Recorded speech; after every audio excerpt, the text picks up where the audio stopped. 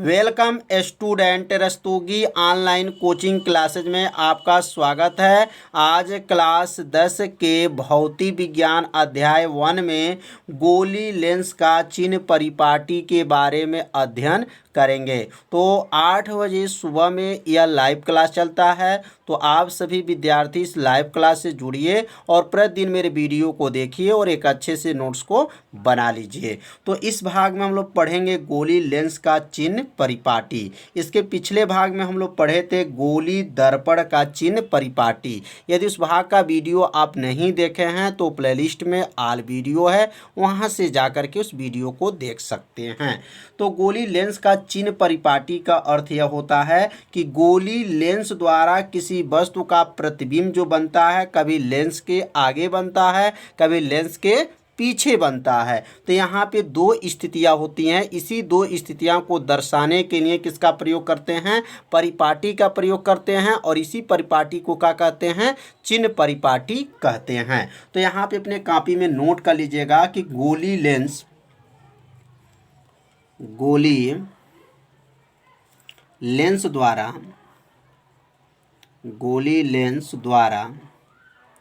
द्वारा किसी वस्तु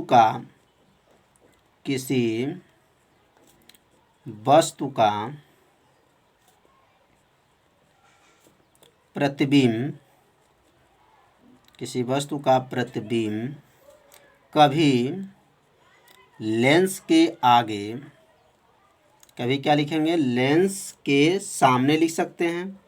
लेंस के सामने बनता है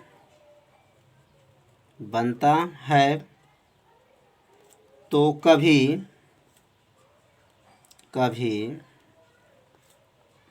लेंस के पीछे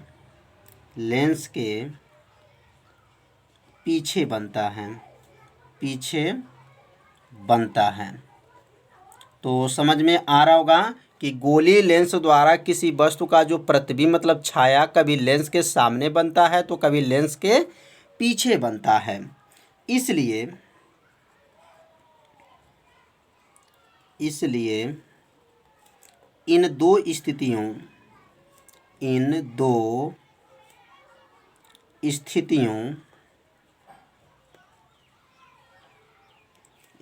में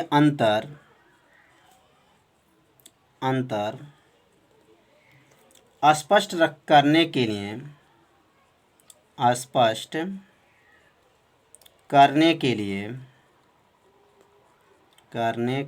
लिए एक परिपाटी की आवश्यकता होता है। एक परिपाटी की आवश्यकता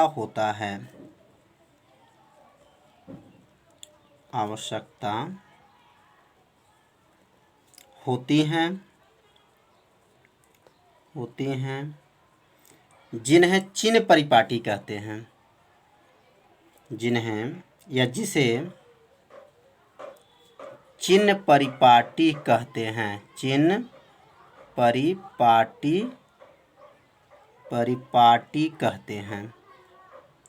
परिपाटी कहते हैं। तो समझ में आ गया होगा चिन्ह परिपाटी कब कहा जाएगा?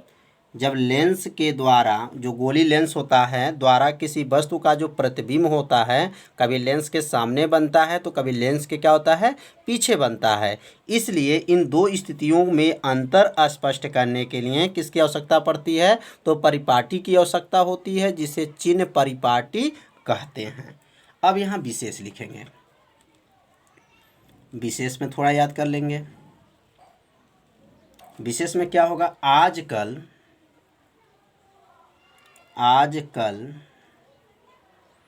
चिन्ह परिपाटी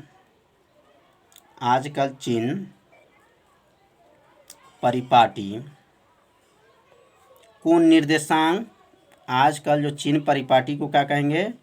निर्देशांक चिन्ह परिपाटी कहते हैं। निर्देशांक क्या कहते हैं? चिन्ह परिपाटी कहते हैं। चिन्ह परिपाटी कहते हैं। तो आप लोग 9th क्लास में पढ़े होंगे ग्राफ, या ग्राफ के बारे में समझ लीजिए। यह जो रेखा है, इस रेखा को यक्ष अक्ष कहते हैं और इस रेखा को यक्ष डैश कहते हैं। यह y है और यह क्या हो जाएगा, y डैश हो जाएगा। तो यह जो है, अब इसको कहेंगे मूल बिंदु। क्या कहेंगे, मूल बिंदु। अगर लेंस से देखा जाएगा तो इसको कहेंगे प्रकाशी केंद्र। क्या कहते हैं, प्रकाशी केंद्र कहा जाता है। और दर्पण से देखेंगे तो इसका नाम ध्रुव होता है। ध्यान दीजिए, इसका 3 नाम। अगर दर्पण से देखेंगे तो क्या कहेंगे, ध्रुव, और लेंस से कहेंगे तो प्रकाशी केंद्र। तो समझ में आ रहा होगा कि इसे क्या कहेंगे, प्रकाशी केंद्र कहेंगे लेंस के लिए, और दर्पण के लिए ध्रुव कहेंगे, और इसको निर्देशांक के अनुसार देखा जाए तो इसको मूल बिंदु कहा जाता है।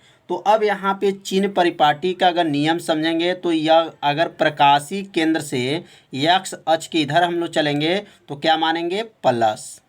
इसको क्या कहेंगे, दाहिने। क्या कहेंगे, दाहिने। किसके दाहिने, तो प्रकाशी केंद्र के दाहिने की दिशा में क्या लेंगे, धनात्मक, और इसको कहेंगे बाएं।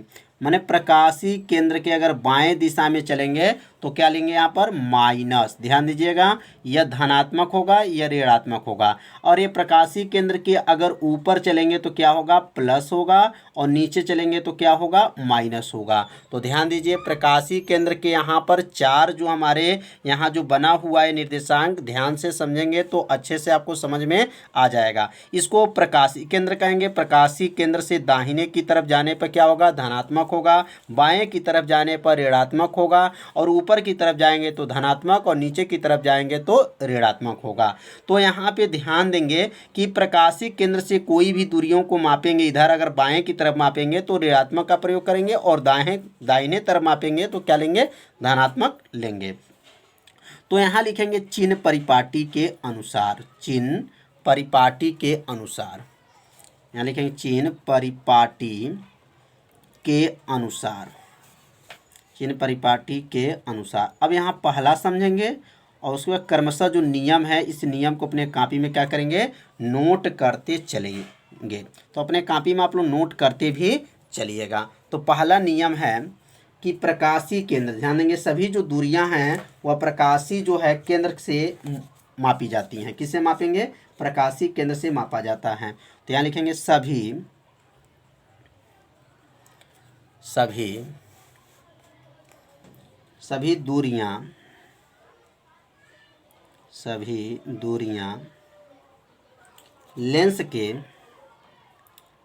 दूरियां लेंस के प्रकाशिक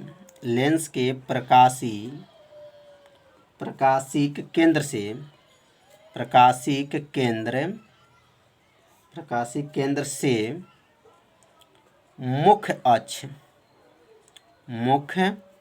अक्ष प्रकाशी केंद्र से मुख्य अक्ष के समांतर, मुख्य अक्ष के क्या समांतर मापी जाती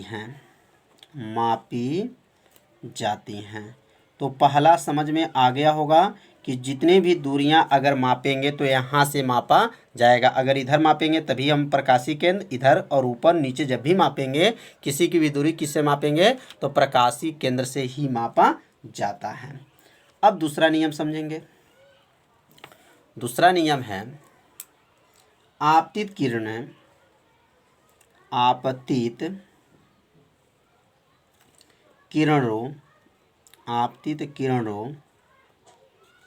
की दिशा, आपतित किरणों की दिशा में मापी गई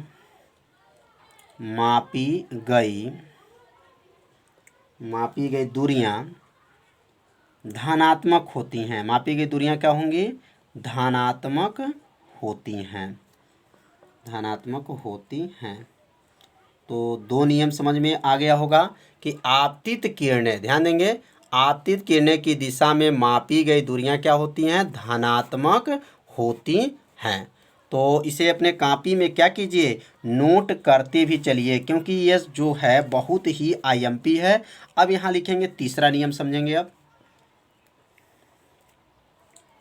आपतित किरणों की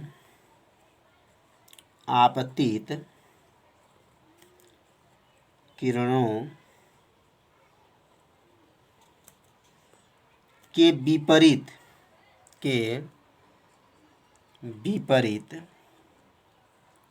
विपरीत दिशा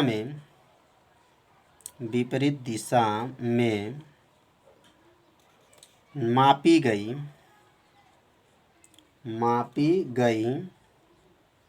दूरियां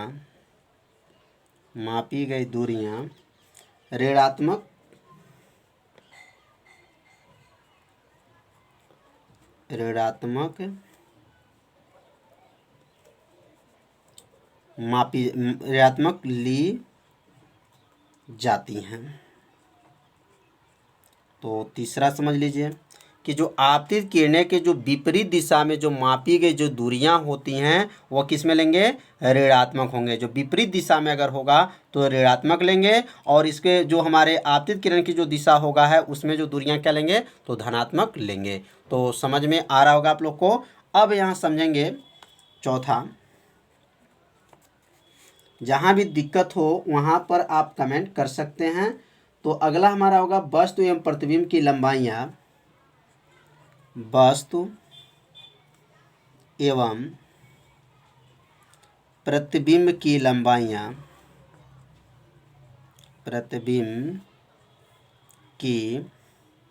लंबाइयाँ,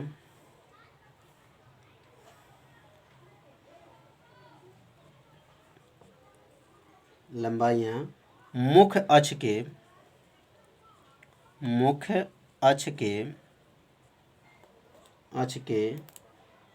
ऊपर, अगर ऊपर लेंगे तो क्या होगा, मुख्य अक्ष के ऊपर होगा तो क्या होगा, ऊपर की ओर क्या होता है, तो ऊपर की ओर धनात्मक होता है। ऊपर की ओर क्या लेंगे, धनात्मक। ऊपर की ओर धनात्मक तथा नीचे की ओर